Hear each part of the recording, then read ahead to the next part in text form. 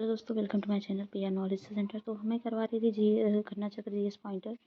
तो इसमें जो है मतलब इतना हो चुका था, उसके आगे का हम करवाएंगे। तो स्टार्ट करने से पहले एक ही रिक्वेस्ट है, आप चैनल को लाइक सब्सक्राइब जरूर करें। तो चलिए अपना स्टार्ट करते हैं। तो हाल ही के वर्षों में मानव गतिविधियों के कारण वायुमंडल में कार्बन डाइऑक्साइड की सांद्रता में बढ़ोतरी हुई है, किंतु उसमें से बहुत सी वायुमंडल के निचले भाग में नहीं रहती है, क्योंकि समुद्रों में पादप प्लवक प्रकाश संश्लेषण कर लेते हैं। अगला, यदि किसी महासागर का पादप प्लवक किसी कारण से पूर्णतया नष्ट हो जाए तो इसका प्रभाव होगा कार्बन सिंक के रूप में महासागर पर प्रतिकूल प्रभाव पड़ेगा एवं महासागर की खास श्रृंखला पर प्रतिकूल प्रभाव पड़ेगा। जलवायु परिवर्तन के खगोलीय सिद्धांतों संबंधित है पृथ्वी की कक्षा की उत्केंद्रता, पृथ्वी की घूर्णन अक्ष की तीव्रता और विषुव अयन और पृथ्वी की सूर्य से अपसौर या अपसौर की स्थिति। जलवायु परिवर्तन संबंधी सिद्धांत दिए दिए जो कि पृथ्वी की लंबी अवधि के लिए कक्षीय स्थिति से संबंधित है, वह है मिलुटिन मिलाकोविच। अगला है पृथ्वी की का धुरी पर अवस्था बदलना जलवायु परिवर्तन के लिए कारक है। यह कथन है मिलुटिन मिलानकोविच का। जलवायु परिवर्तन का क्रायोजेनिक संकेतक प्राप्त किया जाता है आइस कोर द्वारा, और किसी ग्लेशियर बर्फ की चादर को छेद कर प्राप्त किया गया एक प्रेरणा का नमूना है हिम तत्व। भारत की जलवायु परिवर्तन पर प्रथम राष्ट्रीय क्रिया योजना प्रकाशित हुई थी 2008 में। भारत सरकार की जलवायु कार्य योजना के 8 मिशन में सम्मिलित नहीं है आणविक ऊर्जा। ग्लोबी ताप की वृद्धि का सबसे महत्वपूर्ण परिणाम यह है कि इससे ध्रुवीय बर्फ की टोपियों के पिघलने के बाद वृद्धि होगी समुद्र की सतह में। ग्लोबी ताप वृद्धि से विश्व के समस्त द्वीप डूब जाएंगे। ये मूंगे के हैं। यह संभावना है कि 2044 तक फिजी डूब जाएगा और समुद्र तल के बढ़ने से इसी वर्ष तक एक गंभीर संकट छा जाएगा। ये नीदरलैंड पर है। आईपीसीसी के अनुसार 1900 से 2100 के बीच समुद्र सतह से वृद्धि का अनुमान है 0.33 से 0.45 मीटर वृद्धि का। मैनचेस्टर विश्वविद्यालय के वैज्ञानिकों ने हाल ही में भू अभियंत्रण द्वारा पैसिफिक महासागर के ऊपर चमकीले बादल उत्पन्न कर ग्लोबल वार्मिंग के बढ़ने पर रोक लगाने का सुझाव दिया है। इसकी पूर्ति के लिए वातावरण में छिड़का जाता है समुद्री जल। फिर है वैश्विक जलवायु परिवर्तन के संदर्भ में जो पद्धतियाँ मृदा में कार्बनिक प्रच्छादन संग्रहण में सहायक हैं, वो हैं समुच्चयवाद, अनुपद सस्यन एवं शून्य जुताई। United nation framework convention on the climate change एक अंतर्राष्ट्रीय संधि है जिसका गठन हुआ था रियो डी जेनेरियो 1992 में संयुक्त राष्ट्र संघ के पर्यावरण और विकास सम्मेलन UN conference and environment and development में। अभिष्ट राष्ट्रीय निर्धारित संसाधन पद को कभी कभी समाचारों में जिस संदर्भ में देखा जाता है वह जलवायु परिवर्तन का सामना करने के लिए विश्व के देशों द्वारा बनाई गई कार्य योजना। अगला है भारत की कार्य योजना के तहत वृक्ष लगाकर कार्बन सिंक को बढ़ावा देना, प्रदूषण उपशमन, स्वच्छ ऊर्जा विशेषकर नवीकरणीय ऊर्जा को बढ़ावा देना, ऊर्जा दक्षता को बढ़ाना इत्यादि शामिल है। यह है INGCC के लक्ष्यों में। कानकून सम्मेलन में प्रावधान किया गया एक हरित जलवायु कोष का। डरबन में आयोजित जलवायु परिवर्तन सभा में स्थापना हुई थी हरित जलवायु कोष की। विकासशील देशों को जलवायु परिवर्तन का सामना करने हेतु अनुकूलन और न्यूनीकरण पद्धतियों में सहायता देने की आशय से बनी है हरित जलवायु निधि। विश्व का पहला देश जिसने भूमंडलीय तापन के प्रतिकरण के लिए कार्बन टैक्स लगाने का प्रस्ताव रखा है वह न्यूजीलैंड। बड़े पैमाने पर चावल की खेती के कारण कुछ क्षेत्र संभवतः वैश्विक तापन में योगदान दे रहे हैं। इसके लिए कारण जिनको उत्तरदायी ठहराया जा सकता है वह चावल की खेती से संबंध अवायवीय परिस्थितियों मीथेन के उत्सर्जन का कारक है। जब नाइट्रोजन आधारित उर्वरक प्रयुक्त किए जाते हैं तब पृष्ठ मृदा से नाइट्रस ऑक्साइड का उत्सर्जन होता है। एशिया पैसिफिक संघ के सदस्यों के संबंध में सही है। वे विश्व की 48% ऊर्जा का उपयोग करते हैं। वे विश्व की 48% हरित गृह गैसों के निस्तारण के लिए उत्तरदायी हैं। वे क्योटो प्रोटोकॉल को समर्थन देना चाहते हैं। ओजोन परत क्षरण के बारे में पढ़ेंगे हम। तो वह है ओजोन परत मुख्यतः जहाँ अवस्थित रहती है वह है स्ट्रेटोस्फियर। स्ट्रेटोस्फियर के निचले हिस्से में पृथ्वी के लगभग 10 से 50 किलोमीटर की ऊंचाई पर अवस्थित रहती है ओजोन परत। ओजोन परत पृथ्वी से करीब ऊंचाई पर है 20 किलोमीटर के। क्लोरोफ्लोरोकार्बन के लिए सत्य नहीं है, ये ग्रीन हाउस गैस के प्रभाव में योगदान नहीं देती है। क्लोरीन, फ्लोरीन एवं कार्बन के मानव निर्मित यौगिक हैं CFC। ओजोन छिद्र के लिए उत्तरदायी है CFC। वायुमंडल में उपस्थित ओजोन द्वारा जो विकिरण अवशोषित किया जाता है वह है पराबैंगनी। ऑक्सीजन के 3 परमाणुओं से मिलकर बनने वाली एक गैस है O3। ऊपरी वायुमंडल में ओजोन परत के रूप में पृथ्वी पर जीवन को बचाती है अल्ट्रावायलेट किरणें। ओजोन परत मानव के लिए उपयोगी है क्योंकि वह सूर्य की अल्ट्रावायलेट किरणों को पृथ्वी पर नहीं आने देती है। वायुमंडल में उपस्थित ओजोन परत अवशोषित करती है अल्ट्रावायलेट किरणों को। सूर्य से आने वाली हानिकारक पराबैंगनी विकिरण कारण हो सकता है त्वचा कैंसर। अधिक समय तक सूर्य के पराबैंगनी विकिरण के शरीर पर पड़ने से हो सकता है डीएनए में आनुवंशिक परिवर्तन। ओजोन परत संरक्षण दिवस मनाया जाता है 16 सितंबर को। क्लोरीन, फ्लोरीन एवं ऑक्सीजन से मानव निर्मित गैसीय व द्रवीय पदार्थ है जो कि रेफ्रिजरेटर, वातानुकूलन यंत्रों में शीतकारक के रूप में प्रयोग किया जाता है। वह है क्लोरोफ्लोरोकार्बन। वायुमंडल के ध्रुवीय भागों में ओजोन का निर्माण धीमी गति से होता है अतः ओजोन के क्षरण का प्रभाव सर्वाधिक परिलक्षित होता है ध्रुवों के ऊपर।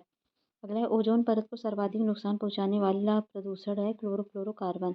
वायुमंडल में जिसकी उपस्थिति से ओजोनोस्फीयर में ओजोन परत का क्षरण होता है वह है क्लोरोफ्लोरोकार्बन।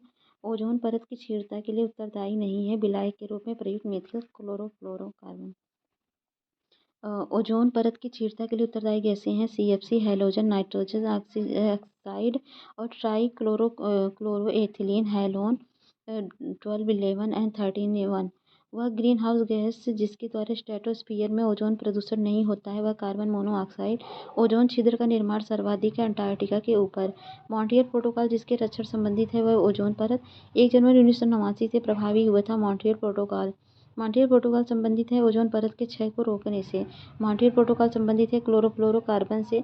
समताप मंडल में ओजोन के स्तर को प्राकृतिक रूप से विनियमित किया जाता है नाइट्रोजन डाइऑक्साइड द्वारा। और है ओजोन परत की मोटाई मौसम के हिसाब से बदलती रहती है। वसंत ऋतु में इसकी मोटाई सबसे अधिक होती है तथा वर्षा ऋतु में सबसे कम होती है। ओजोन परत को मापा जाता है डॉप्सन इकाई में।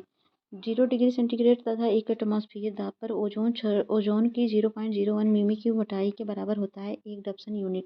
क्लोरोफ्लोरोकार्बन जो ओजोन हासक पदार्थों के रूप में चर्चित है उसका प्रयोग होता है सुघट्य फोम के निर्माण में, एरोसॉल कैन में, दावकारी एजेंट के रूप में तथा कुछ विशिष्ट इलेक्ट्रॉनिक अवयवों की सफाई करने में। एक अत्यधिक अस्थायी यौगिक जो वायुमंडल में 80 से 100 वर्षों तक बना रह सकता है वह है क्लोरोफ्लोरोकार्बन। क्लोरोफ्लोरोकार्बन, हैलोन तथा कार्बन टेट्राक्लोराइड तीनों ही पदार्थ हैं ओजोन रिक्तिकारक। सीएफसी, हैलोन्स तथा अन्य ओजोन रिक्तिकरण रसायनों जैसे कार्बन टेट्राक्लोराइड के उत्पादन पर रोक लगाई गई मॉन्ट्रियल प्रोटोकॉल के अनुसार। अंटार्कटिका क्षेत्र में ओजोन छिद्र का बनना चिंता का विषय है। इस छिद्र के बनने का संभावित कारण है विशिष्ट ध्रुवीय वाताग्र तथा समताप मंडलीय बादलों की उपस्थिति तथा क्लोरोफ्लोरोकार्बन का अंतर्वहन।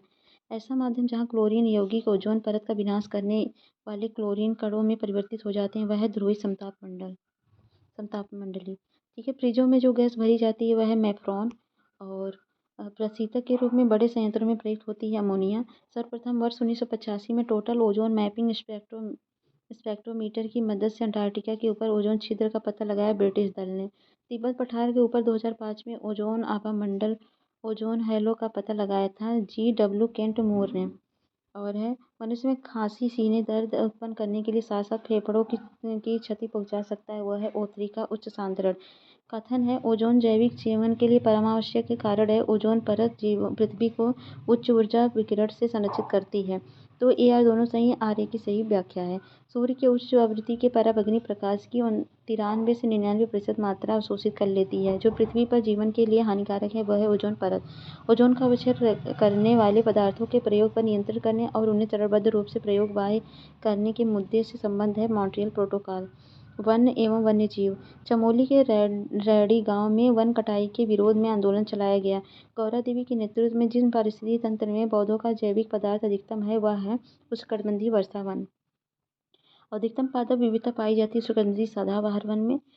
यदि हम घड़ियाल को उनके प्राकृतिक आवास में देखना चाहते हैं तो जिस स्थान पर जाना सही होगा वह है चंबल नदी। और भारत में यदि कछुए की एक जाति को वन्यजीव अधिनियम 1972 की अनुसूची 1 में अंतर्गत संरक्षित घोषित किया गया है तो वह इसका निहितार्थ है इसे संरक्षण का वही स्तर प्राप्त है जैसा कि बाघ को। वन्यजीव सुरक्षा अधिनियम 1972 के अनुसार किसी व्यक्ति द्वारा विधि द्वारा किए गए कातिपीय उपबंधों के अधीन होने के सिवाय जिस प्राणी का शिकार नहीं किया जा सकता वह है घड़ियाल, भारतीय जंगली गधा एवं जंगली भैंस। और अगला है जलवायु के प्रमुख घटकों। झारखंड राज्य के वन के क्षेत्र की जलवायु को प्रभावित कर रहे हैं वह जंगल की आग। झारखंड राज्य में जंगलों को सुरक्षित वन के रूप में वर्गीकृत करने का उद्देश्य है बिना अनुमति के सभी गतिविधियों पर प्रतिबंध। भारत का वह राज्य जो है सर्वप्रथम मुख्यमंत्री जन वन योजना का प्रारंभ हुआ वह है झारखंड। सदाबहार वन पाए जाते हैं पश्चिमी घाट में। उत्तर पूर्व भारत और अंडमान एवं निकोबार द्वीप समूह में 200 सेमी से अधिक औसत वार्षिक वर्षा वाले क्षेत्रों में पाया जाता है उष्णकटिबंधीय सदाबहार वनों का विस्तार।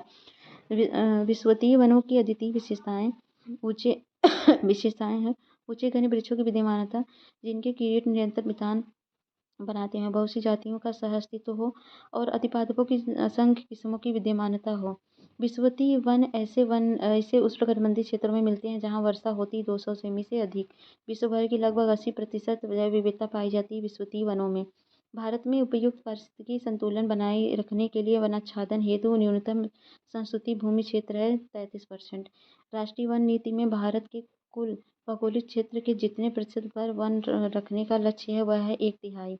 राष्ट्रीय वन नीति अनुसार जो वन का वर्ग नहीं है वह राष्ट्रीय उद्यान। वनों को वर्गीकृत किया गया है संरक्षित वन, राष्ट्रीय वन, ग्राम वन एवं वृक्ष भूमि में। राष्ट्रीय वन नीति 1952 के अनुसार देहरादून स्थित भारतीय वन सर्वेक्षण विभाग उपग्रह चित्रण के माध्यम से वन स्थिति रिपोर्ट जारी करता है प्रत्येक 2 वर्ष में। भारत में निर्वनीकरण का प्रभाव नहीं है। नगरीकरण, जो एक बार उपयोग होने के बाद पुनः उपयोग में लाया जा सके, उसे बोलते हैं नवीकरणीय संसाधन। वनों में पर्यावरण की गुणवत्ता बढ़ती है क्योंकि वन पर्यावरण से कार्बन डाइऑक्साइड का अवशोषण मुक्त करते हैं ऑक्सीजन। विकास के चरण के आधार पर प्राकृतिक संसाधनों को निम्न समूहों में विभाजित किया जा सकता है, जैसे संभाव्य संसाधन, वास्तविक संसाधन, आरक्षित संसाधन और स्टॉक संसाधन। जो एक क्षेत्र में स्थित है वह भविष्य में किसी भी प्रयोग में लाए जा सकते हैं, वह संभाव्य संसाधन। और जिसका सर्वेक्षण किया गया है तथा उनकी मात्रा का गुणवत्ता का पता लगाया गया है और जिनका वर्तमान समय में प्रयोग किया जा रहा है वह है वास्तविक संसाधन।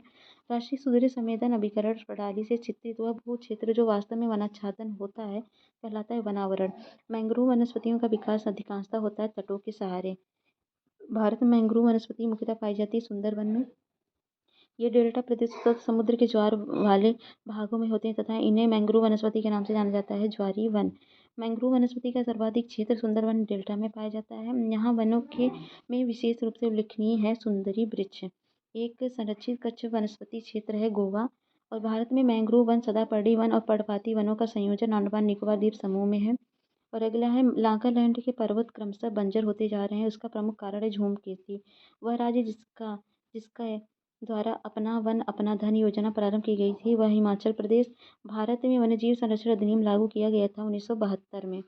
और वन्यजीव की तस्करी, अवैध शिकार से रक्षा एवं संरक्षण के लिए सरकार द्वारा पारित किया गया था वन्यजीव संरक्षण अधिनियम 1972। भारत में वन्यजीव अधिनियम कब पारित किया गया था तो 1980 में पारित किया गया था। और भारत में वन अधिनियम 1980 लागू करने की तिथि है 25 अक्टूबर 1980। भारत वन्यजीव संस्थान स्थित है देहरादून में। वन अनुसंधान संस्थान स्थापित है देहरादून में।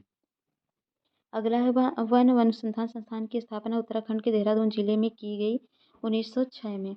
और पर्यावरण संबंधित है विज्ञान पर्यावरण, भारतीय वनस्पति सर्वेक्षण संस्थान और भारतीय वन्यजीव संस्थान। विज्ञान और प्रौद्योगिकी विभाग के अधीन राष्ट्रीय सर्वेक्षण मानचित्रण के लिए भारत सरकार का एक प्राचीनतम विभाग है भारतीय सर्वेक्षण विभाग। JRB ऑल्फ्रेड की पुस्तक फॉनल डाइवर्सिटी इन इंडिया के अनुसार विश्व की कुल जंतु प्रजातियों की संख्या का भारत में पाया जाता है 7.28%। भारत की सबसे बड़ी मछली है व्हेल शार्क और यह भारत की ही नहीं पूरे विश्व की बड़ी मछली है तथा यह 50 फुट से लंबी हो सकती है, वह whale shark. World wild life fund का प्रतीक जानवर है वह है जायंट पांडा। इसका वैज्ञानिक नाम है एलुरोपोडा मेलानोल्यूका है। इसका निवास स्थान है शीतोष्ण चौड़ी पत्ती वाले मिश्रित वनों में मिलता है जायंट पांडा। गैविलियस बहुतायता में पाया जाता है गंगा में। घड़ियाल एक प्रजाति है मगरमच्छ कुल की। भारत में पाए जाने वाले मगरमच्छ तथा हाथी संकटापन जाति में। चिपको आंदोलन मूल रूप से विरुद्ध था वन कटाई के। चिपको आंदोलन का नेता माना जाता है सुंदरलाल बहुगुणा को। देश भर में वनों के विनाश के विरुद्ध हुए संगठित प्रतिरोध को चिपको आंदोलन का नाम दिया गया। 1970 के दशक में शुरू हुआ। चिपको आंदोलन के प्रणेता है चंडी प्रसाद भट्ट। और भारत में वन्य जीव सप्ताह मनाया जाता है 2 से 8 अक्टूबर के मध्य। विश्व संयुक्त राष्ट्र महासभा 68वें वार्षिक सत्र के दौरान प्रतिवर्ष वन्य जीव दिवस के रूप में मनाने का निर्णय लिया था 3 मार्च को। पगमार्ग तकनीक का प्रयोग किया जाता है विभिन्न वन्य जंतुओं की जनसंख्या के आकलन के लिए। निम्नलिखित कथन पर विचार कीजिए। भारत में वन्य क्षेत्र का ह्रास भारत के जनांगीय संक्रमण से प्रत्यक्षित संबंधित रहा है। कारण है वन क्षेत्र एवं जनसंख्या वृद्धि में प्राय नकारात्मक संबंध होता है। दोनों कथन कारण सही, कार्य कथन की व्याख्या कर रहा है। वन ह्रास का मुख्य कारण है औद्योगिक विकास। राजीव गांधी वन्य जीव संरक्षण पुरस्कार दिया जाता है शैक्षिक तथा शोध संस्थाओं वन एवं वन्य जीव अधिकारियों तथा वन्य जीव संरक्षकों को। National bureau of plant genetic resources स्थित है नई दिल्ली में। और पेड़ पौधों एवं जंतुओं की सर्वाधिक विविधता विशेषता है उष्णकटिबंधीय आर्द्र वन। और भारत में वन प्रारूप जिसमें सागौन एक प्रभावी वृक्ष स्पीसीज है, वह उष्णकटिबंधीय आर्द्र पर्णपाती वन। उष्णकटिबंधीय आर्द्र पर्णपाती वन ऐसे क्षेत्र में पाए जाते हैं जहाँ वर्षा होती है 100 से 200 सेमी के मध्य। बांस, शीशम, चंदन इत्यादि अन्य व्यावसायिक रूप से महत्वपूर्ण वृक्ष प्रजातियां पाई जाती है उष्णकटिबंधीय आर्द्र पर्णपाती वन में। ये चौड़ी पत्तियों वाले नमी युक्त वन है जो दक्षिण अमेरिका के अमेजन बेसिन के एक बड़े भूभाग पर फैले हुए हैं। अमेजन वर्षा वन। अमेजन वर्षा वन जो है पृथ्वी ग्रह के फेफड़ों के रूप में जाना जाता है क्योंकि इसकी वनस्पति लगातार कार्बन डाइऑक्साइड को अवशोषित कर मुक्त करती रहती है ऑक्सीजन को। पृथ्वी की 20% से अधिक ऑक्सीजन उत्पादित होती है अमेजन वर्षा वनों से द्वारा।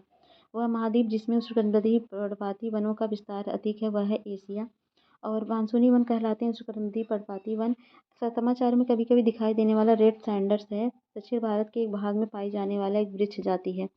इसको वैज्ञानिक नाम टेरोकार्पस सेंटिलिनस है। यह पेड़ आंध्र प्रदेश के बालकोंडा व शेषाचलम पर्वत श्रेणियों में मुख्यतः पाया जाता है। इसकी लकड़ी सफ़ेद होती है जो कालांतर में लाल रंग के चिपे रस के स्राव के कारण लाल हो जाती है। वह रेड सैंडर्स तख्त चंदन।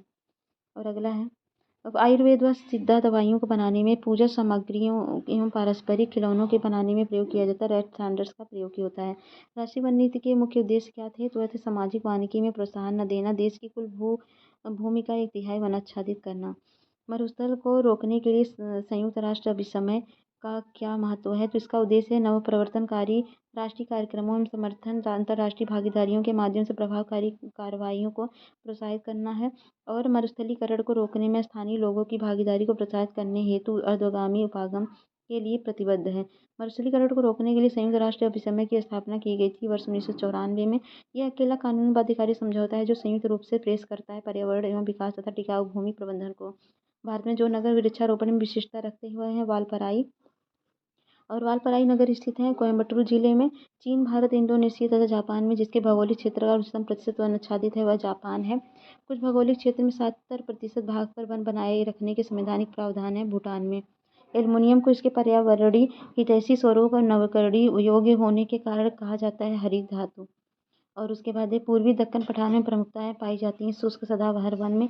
वाणिज्यिक दृष्टि से लाभप्रद वृक्षों की एक पादप कृषि की अनुपम प्राकृतिक छटा को नष्ट कर रही है। इमारती लकड़ी का विचार सोने दोहन ताड़ रोपण के लिए विशाल भूखंडों का निर्वनीकरण, प्रंगरों का विनाश, आदिवासियों द्वारा लकड़ी की अवैध कटाई और अनधिकार आखेट समस्या को अधिक ही जटिल बनाते हैं।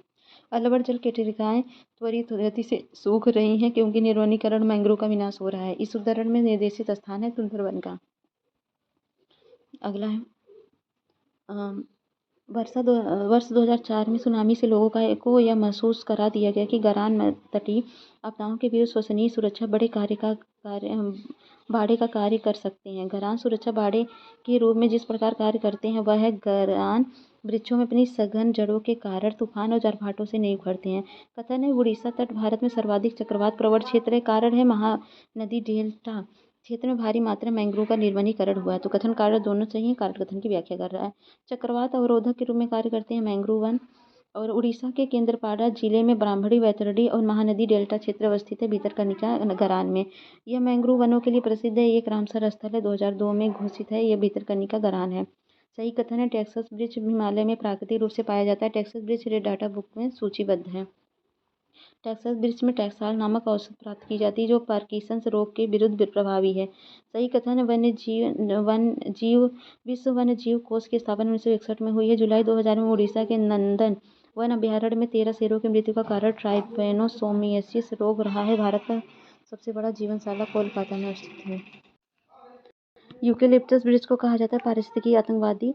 ये उष्णकटिबंधीय जलवायु क्षेत्र में पाए जाते हैं। ये मुख्यतः मध्य एवं दक्षिणी अमेरिका के सदाबहार वनों में पाए जाते हैं। स्पाइडर वाइनर भारतीय वाणिजात को जो संकटापन्न है वह घड़ियाल, चर्मपीठ, कूर्म तथा अनुपमृग है। भारत में प्राकृतिक रूप से पाए जाते हैं तारा, कछुआ, मॉनिटर, छिपकली तथा वामन सुअर। भारत में पाई जाने वाली नस्ल खराई ऊँट के बारे में अनूठा क्या है तो यह समुद्र जल में 3 किमी तक तैरने में सक्षम है। यह मैंग्रोव की चराई पर जीता है। यह ऊँट ऊँट कच्छ में पाए जाते हैं। खराई ऊँट है। इन ऊँटों को संकटग्रस्त प्रजाति घोषित किया गया है, खराई ऊँट को। ठीक है, अगला है कथन है मैंग्रोव वन समुद्री तटों के सीमावर्ती वन उष्णकटिबंधीय और उपोष्णकटिबंधीय क्षेत्रों के अति विशिष्ट वन पारिस्थितिकी निकाय होते हैं। कारण है वे तट जो रेखा जो स्थिर रखते हैं और समुद्र द्वारा सीमोल्लंघन के विरुद्ध प्राचीर का काम करते हैं। तो कथन कारण दोनों से ही कार्य कथन की व्याख्या कर रहा है। ये वन जैव विविधता के संरक्षण होने के साथ समुद्र और तट के बीच महत्वपूर्ण कड़ी का काम करते हैं और तट को समुद्र की ओर आने वाली तीव्र लहरों के विनाश को बचाते हैं। वह मैंग्रोव। अमृता देवी स्मृति पुरस्कार दिया जाता है वन एवं वन्यजीवों की सुरक्षा के लिए। विश्व बाघ शिखर सम्मेलन 2010 आयोजित किया गया था पीटर्सबर्ग में। विश्व का प्रथम बाघ शिखर सम्मेलन सेंट पीटर्सबर्ग में आयोजित किया गया था 21 से 24 नवंबर 2010 में के मध्य। नेपाल एवं भारत में वन्यजीव संरक्षण प्रयासों के रूप में सेव नामक एक नया संगठन प्रारंभ किया गया था। सेव का उद्देश्य संरक्षण करना। टाइगर के खाल का प्रयोग आसन लगाने एवं सौंदर्यीकरण के लिए किया जाता है तिब्बती बौद्धों द्वारा। यदि आप हिमालय से होकर यात्रा करते हैं तो आपको वहाँ जिन पादपों को प्राकृतिक रूप से उगते हुए दिखने की संभावना है वह है बांज और बुरुंश।